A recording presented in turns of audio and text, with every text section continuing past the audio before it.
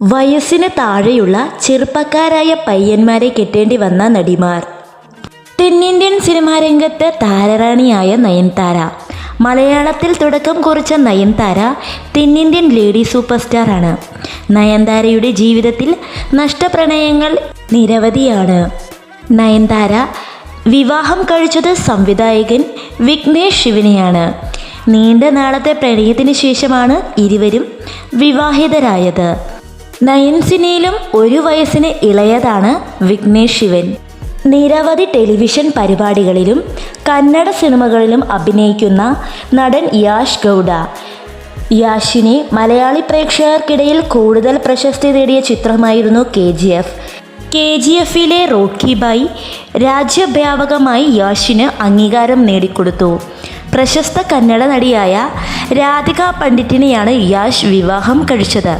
നീണ്ട നാളത്തെ രഹസ്യ പ്രണയത്തിനൊടുവിൽ ഇരുവരും വിവാഹം കഴിച്ചത്. യാഷിനേക്കാൾ 3 വയസ്സിന് മൂത്തതാണ് രാധിക പണ്ഡിറ്റ്. ഇന്ത്യൻ അഭിനേത്രിയും നിർമ്മാതാവുമായ നമ്രത ശിരോദ്കർ. ഹിന്ദി സിനിമകളിലാണ് കൂടുതലായി നമ്രത അഭിനയിച്ചത്. എന്നാൽ മലയാളികൾക്ക് നമ്രതയെ ഓർമ്മ വരുന്നത് മമ്മൂട്ടിയുടെ നായികയായിട്ടാണ്. നമ്രത വിവാഹം കഴിച്ചത് തെലുങ്ക് സൂപ്പർ സ്റ്റാറായ മഹേഷ് ബാബുവിനെയാണ്.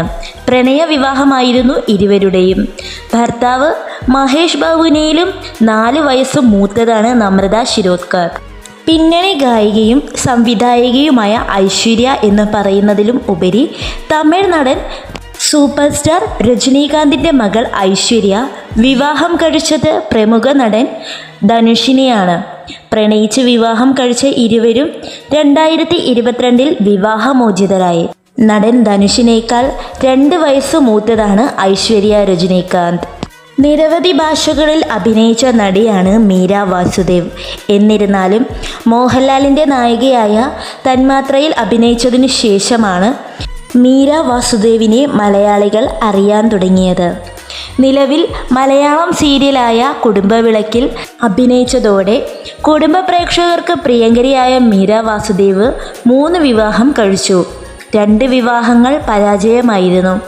ഈ അടുത്തിടെയാണ് മീര വാസുദേവ് 3ാമത് വിവാഹം കഴിച്ചത്.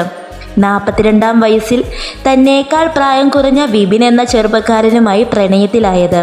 ക്യാമറാമാനായ വിപിനേക്കാൾ 13 വയസ്സ് മൂത്തതാണ് മീര വാസുദേവ്.